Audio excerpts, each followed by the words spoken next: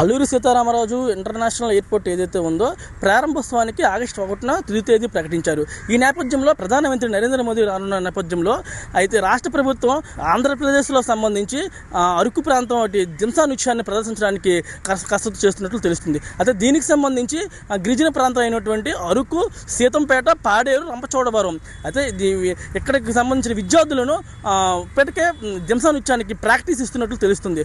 అయితే ప్రధానమంత్రి నరేంద్ర మోడీ ఏదైతే విమానాశ్రయం టెర్మినల్ భవనం నుంచి సభా ప్రాంగణానికి ఈ మధ్యలో దింసా నృత్యాన్ని ప్రదర్శించి ఘన స్వాగతం పలికేందుకు సంసిద్ధం కాబోతుంది. అయితే ఈ దింసా నృత్యం ద్వారా రాష్ట్ర ప్రభుత్వం గిన్నీస్ బుక్ ఆఫ్ రికార్డులో స్థానం కోసం చూస్తున్నట్లు తెలుస్తుంది. అయితే ఈ మొత్తం వ్యవహారం చూస్తుంటే ఏదైతే సభా ప్రాంగణం అవ్వచ్చు, నరేంద్ర మోడీ గారు రాక అవ్వచ్చు, ఏదైతే ఈ మొత్తం వ్యవహారం చూస్తున్నట్లయితే ఇటువైపు ప్రజాప్రతినిధులు, అటువైపు అధికారులు కూడా సమన్వయంతో కృషి చేస్తున్నట్లు తెలుస్తుంది.